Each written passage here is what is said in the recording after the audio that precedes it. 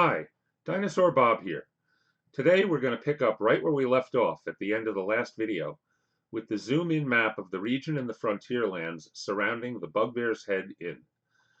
As a reminder for those who watched the last video a little while ago, and as an explanation for anybody just joining us here, the Bugbear's Head Inn is going to be an unofficial home base for low-level adventurers just starting out in the world of Carterium.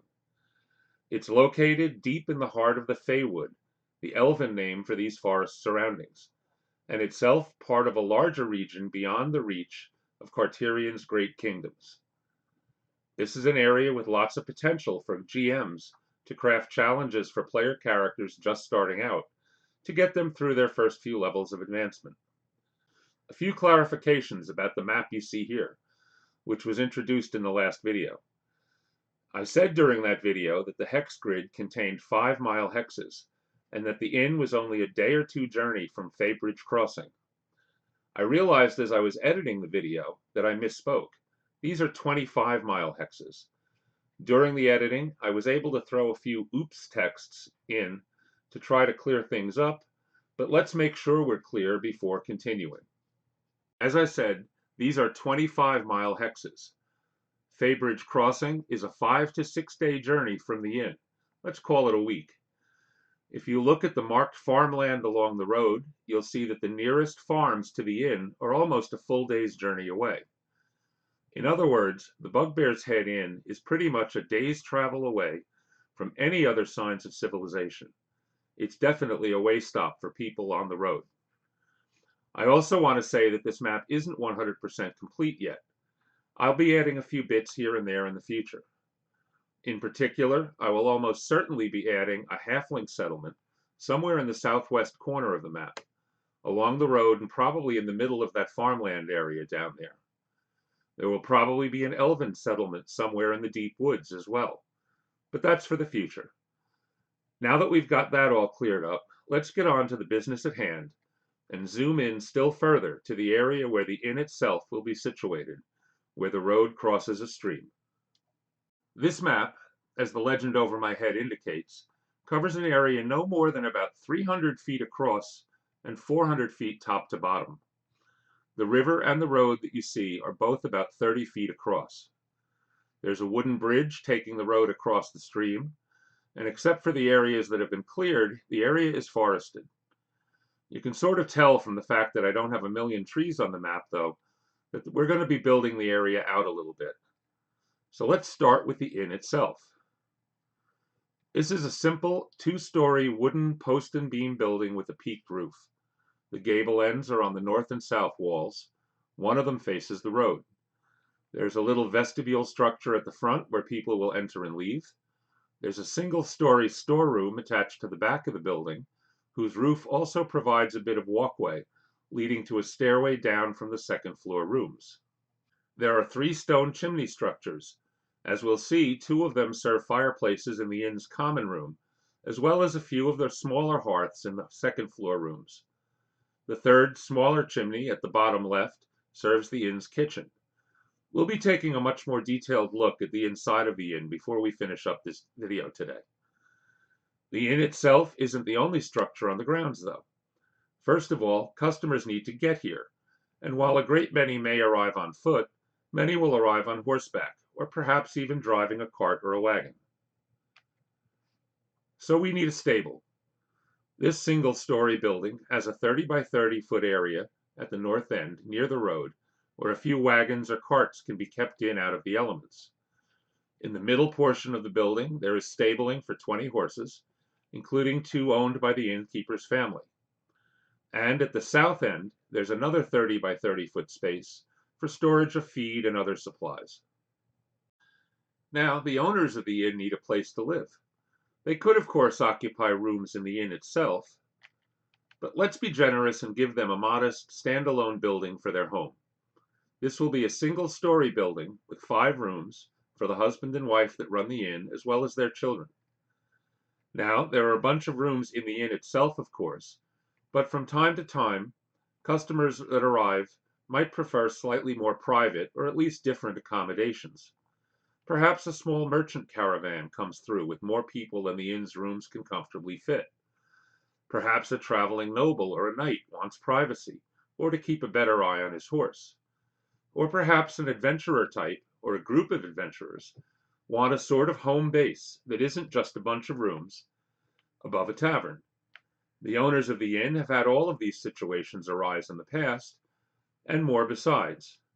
So, they've added a few modest cabins along the stream for guests that didn't want to stay above the common room. These are simple three-room affairs that are built to accommodate 4 people, give or take. They also added 2 slightly larger cabins, 5-room affairs with larger sleeping capacity. And that's pretty much it for the build out of the inn. All we need to do is to mark the pathways in the areas that connect all the buildings, and we're pretty much done. Except for the fact that the Bugbear's Head Inn and its outbuildings aren't the only set of structures here.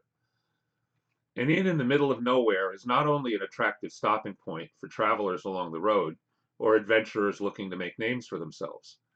Sometimes the people who arrive have need of some other services. Perhaps a horse threw a shoe, or a cart axle is about to fail. This sort of place is the perfect spot for a semi-retired smith to set up shop. Perhaps a smith who knew the inn's owners, or even adventured with the inn's owners in the past. Well, that's exactly what we've got. And so across the road, there's another modest house and an L-shaped smithy, part enclosed building and part roof over open space. And that's not all. The stream offers a great place to put a water wheel, and a grain mill attached to that water wheel, and a small brewery to turn that grain into the product that the inn can sell.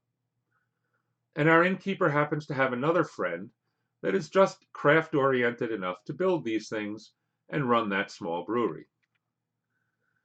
The mill is also used by the farmers farther up and down the road. They need to turn their grain into flour as well. It's not a huge operation, but it serves the area, and it's a good diversion for another semi-retired adventurer. A few more pathways, and now we're done with all the structures that make up the Bugbear's Inn complex. In fact, just a few more embellishments, and we can call this map done. We even gave the stream a name. Who is Dafinia? Well, we'll find that out in the future. Now let's take a look at the inside of the inn building itself. There's nothing too surprising here.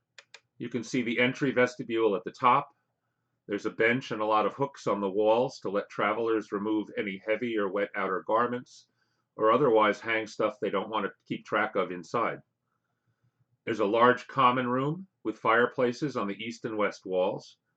The large one on the east wall has a mounted bugbear skull proudly displayed above it, by the way. There's a fair amount of seating, some at long common tables, some at smaller tables set for 4 to 6, and a few private tables along the walls. There's an L-shaped bar with a few kegs of different ales ready to be poured. Towards the bottom, a well-stocked kitchen and storeroom to ensure that the guests are well fed. 2 small storerooms in the southeast corner, one for extra furniture and one for extra mugs and flagons and the like. This last one also has a trapdoor leading down to a small root cellar where veggies and preserved fruits and meats can be stored. And along the south wall, past the kitchen entrance and the storeroom, is a stairway up to the rooms on the second floor. On the second floor, we see a corridor that leads around the floor, providing access to various sized rooms. Some smaller ones are perhaps for 1 or 2 guests. Some of the other rooms are larger. The 2 large rooms on the north face are the VIP rooms. One even has a connected room for traveling servants. The 4 rooms in the center of the floor are set up for larger groups as well, but they are more functional than pretty. And finally, if we follow the corridor all around and return to the south wall, there's a door leading outside to a walkway atop the kitchen stores below, and an outside stairway that lets you out the back of the inn. And that's pretty much it. You may have noticed that I mentioned semi-retired adventuring friends of the innkeeper's owners more than once. This plays into my plans for the Bugbear's Head Inn to become a practical home base for low-level adventurers just getting started in their new careers. My plan is for the husband and wife innkeeper team to be a pair that had an adventure or two before deciding, for whatever reason, that they preferred a quieter life. And two of their friends came along, the smith and the brewer. From a practical standpoint, though, these NPCs will be able to provide a party with some basic services. The smith could repair damaged weapons or armor, for example, and the brewer may be capable of concocting more than just beer, a healing potion or a venom antidote, perhaps. There's a reason I'm putting them there that will become more apparent as time goes on. In the next installment, we'll actually meet the significant NPCs that will populate the Bugbear's Head Inn. And, something I've been putting off for quite some time, we'll talk a little about what direction I plan on taking things with regard to navigating between those two major rule sets and their SRDs. As long as I'm talking about geography, there's no problem. I'm not stepping on any copyrights. I can even go a little ways to introducing the NPCs.